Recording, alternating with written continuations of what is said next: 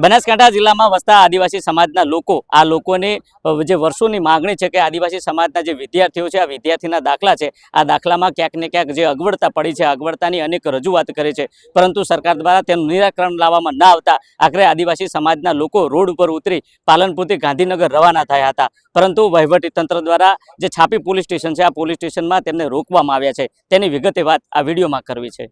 વૈષ્ણવજન તો તેને કહીએ જે પીડ પરાઈ જાનાને રે। નમસ્કાર, હું છું દિનેશ ઠાકોર। નવજીવન ન્યૂઝમાં આપનું હાર્દિક સ્વાગત છે। વાત બનાસકાંઠા જિલ્લામાં વસતા આદિવાસી સમાજના લોકોની છે। આદિવાસી સમાજના જે વિદ્યાર્થીઓ છે આ વિદ્યાર્થીઓ દ્વારા જે 1950 અગાઉના સરકાર દ્વારા જે દાખલા મંગાવવામાં આવે છે આ દાખલાઓમાં જે હેરાનગતિ કરવામાં આવે છે આ હેરાનગતિની જે રજૂઆત છે સ્થાનિકથી લઈને કલેક્ટર સુધી અનેકવાર કરવામાં આવી છે પરંતુ ક્યાંક ને ક્યાંક આ હેરાનગતિ અકબંધ છે। જેની જે રજૂઆત છે આ રજૂઆતને લઈને સ્થાનિક ધારાસભ્ય કાંતિ ખરાડી સહિત આદિવાસી સમાજના લોકો પાલનપુરથી લઈ ગાંધીનગર સુધી જે રજૂઆત કરવા પદયાત્રા કરી રહ્યા હતા પરંતુ જે છાપી પોલીસ સ્ટેશનનો જે હદ વિસ્તાર છે હદ વિસ્તારમાં પોલીસ દ્વારા તેમને રોકવામાં આવ્યા છે અને પોલીસ દ્વારા તેમની જોડેથી પરમિશન મંગાવવામાં આવી છે। જોકે પરમિશન ન હોવાને કારણે તેમને અહીંયા બેસાડી દેવામાં આવ્યા છે। ત્યારે સવાલ એટલો છે એક બાજુ જે હક અને અધિકારોની જે વાત કરતી આ રાજ્યની સરકાર છે આ સરકાર ક્યાંક ને ક્યાંક આ જે હક અને અધિકાર છે છીનવી રહી હોય તે પ્રકારના દ્રશ્યો સામે આવ્યા છે। જોકે આ તમામ બાબતને લઈને દાંતાના ધારાસભ્ય કાંતિ ખરાડી અને સમાજના યુવા ઈશ્વર ડામોર શું કહી રહ્યા છે તે પણ તમે સાંભળો। સૌથી પહેલા તો નવાઈની વાત એ છે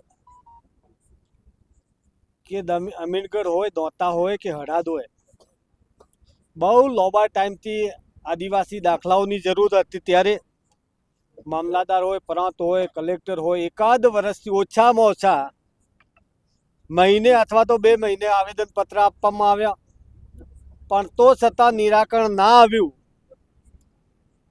અને વારે ઘડીએ કહેવામાં આવ્યું કે અમારા અંડરમાં નથી, ગુજરાત સરકારની અંદરમાં આવે છે એટલા માટે ત્યાં સુધી રજૂઆત કરવી હોય। ત્યારે ગાંધીનગર જવા માટે અમને એટલો બધો શોખ બી નહોતો કે અહીંયા વર્ષોથી દાખલા મળતા હતા ને આદિવાસીઓએ ગાંધીનગર જોયું પણ નહોતું, આજે પણ જોવા તૈયાર નથી।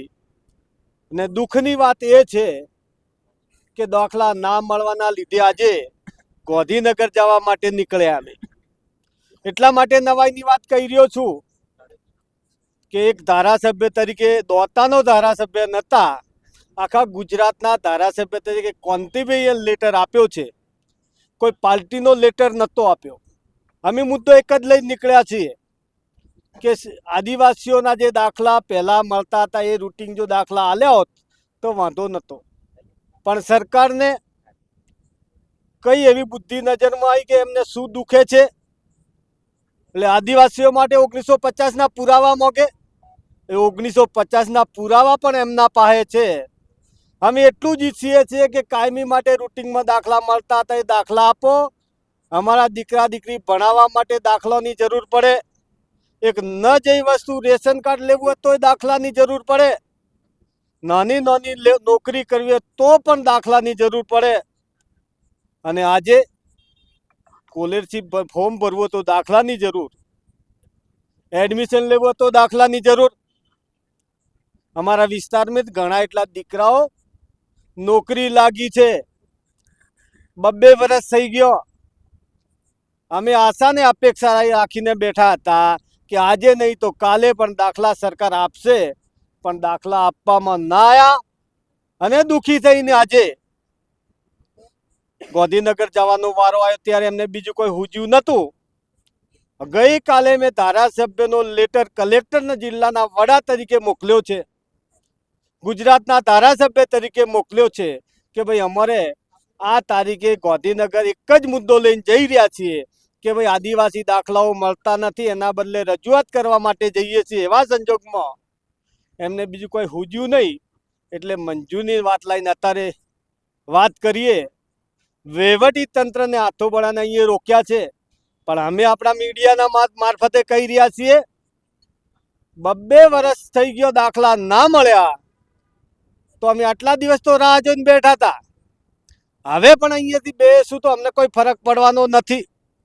શોખ નથી આવતા એમને જો સદબુદ્ધિ મળે ને કોઈક સદબુદ્ધિ આલે ને આજે અત્યારે અહીંયા હોમે દાખલા હાલ દે અમે અહીંથી પાછા વળશું ને જ્યાં સુધી દાખલા નહીં આપે ત્યાં સુધી અહીંથી અમે હટવાના નથી. અમે આશાને અપેક્ષા રાખીએ છીએ કે તો અમને મંજૂરી આપો તે અમે ગાંધીનગર સુધી જઈએ ને કે દાખલા આલો. અત્યારે અમને બીજું કોઈ હુજતું નહીં. એક જ અમારો મુદ્દો છે, બીજી કોઈ રજૂઆત નહીં. એક જ મુદ્દા ઉપર દાખલા બદલે જઈ રહ્યા છીએ અને વહીવટી તંત્રને કહીએ અમને રોકતા તમે અટકાવોમાં અમે અપેક્ષા એ રાખીએ કે તમે વહેલી તકે મંજૂરી જો દાખલા ના આલી શકતા હો તો વહેલી તકે મંજૂરી લેવો અને વ્યવસ્થાના ભાગરૂપે તમે પણ સાથે આવો ને અમને મદદ કરો ને દાખલા મળે. વાત કરવા જઈએ તો આપણો ભારત દેશ એ લોકશાહી દેશ છે અને લોકશાહીમાં જ્યારે આપણા અધિકારોનું હનન થાય, આપણા અધિકારો છીનવાય, ત્યાંને આપણું શોષણ થતું હોય ત્યારે શોષણ સામે બોલવાનો આપણને બંધારણે અધિકાર આપ્યો છે. સરકાર કોઈ એવા નિર્ણય લે ત્યારે કોઈ સમાજ, કોઈ સમુદાયના હક કે અધિકાર પર તરાપ મારવામાં આવે ત્યારે એની સામે બોલવાનો, એની સામે પદયાત્રા કરવાનો બંધારણે અમને અધિકાર આપ્યો છે. પણ આ બેરી લૂલી આંધળી સરકાર અનેકવાર રજૂઆતો કરવા છતાં અમારી રજૂઆત સાંભળી નહીં, અમારું યોગ્ય નિરાકરણ આવ્યું નહીં. તેથી આજે અમે પાલનપુરથી ગાંધીનગર સુધીની પદયાત્રા કરી હતી. પરંતુ જ્યારે પાલનપુરથી ગાંધીનગર સુધીની યાત્રા કરી ત્યારે સરકારને ખબર પડી કે આવનારા સમયમાં ગાંધીનગર ખાતે મોટા પ્રમાણમાં કે મોટી સંખ્યામાં આદિવાસી સમાજ અહીંયા આવવાનો છે. ત્યારે છાપી ખાતે આ સરકારે પોલીસ તંત્રને આગળ કરી અને અમારે આ પદયાત્રા અટકાવી છે. આ ખરેખર લોકશાહીમાં અમારું ગળું દબાવવાનો પ્રયત્ન થઈ રહ્યો હોય એવું અમને સ્પષ્ટપણે દેખાઈ રહ્યું છે. આગામી હવે શું કરે? આગામી સમયમાં અહીંયા જે પણ અમારા અગ્રણીઓ છે એ જે પણ નિર્ણય લેશે એમ અમે યુવા વતી એમની સાથે એ જ્યાં પણ કહેશે એમ અમે ચાલીશું. વિધાનસભાના ઘેરાવ કરવાની આગળની રણનીતિ નક્કી થશે તો એમાં પણ અમે તૈયાર છીએ. તમે જો તે પ્રકારે દાંતાના ધારાસભ્ય કાંતિ ખરાડીએ કહ્યું કે આ જે દાખલાઓની જે રજૂઆત છે અનેક સમયથી કરવામાં આવી છે, પરંતુ ક્યાંક ને ક્યાંક આ સરકાર આ જે રજૂઆત છે રજૂઆત સાંભળતી નથી અને આખરે આદિવાસી સમાજનું જે યુવાધન છે આ યુવાધન શિક્ષણ અને નોકરી તરફ જઈ શકતું નથી, જેને લઈને આજે પાલનપુરથી ગાંધીનગર સુધી જે બની બેઠેલા નેતાઓ છે આ નેતાઓને જગાડવા માટે અમે ગાંધીનગર જઈ રહ્યા હતા, પરંતુ ક્યાંક ને ક્યાંક આ પોલીસને આડે કરીને આજે અમને રોકવામાં આવ્યા છે. ત્યારે જોવું રહ્યું આવનાર સમયમાં આ જે મંજૂરી આપવામાં આવે છે કે જે આદિવાસી સમાજના લોકો છે અહીંયા બેસે છે તે તો આવનારો સમય બતાવશે. દિનેશ ઠાકોર, નવજીવન ન્યૂઝ, બનાસકાંઠા.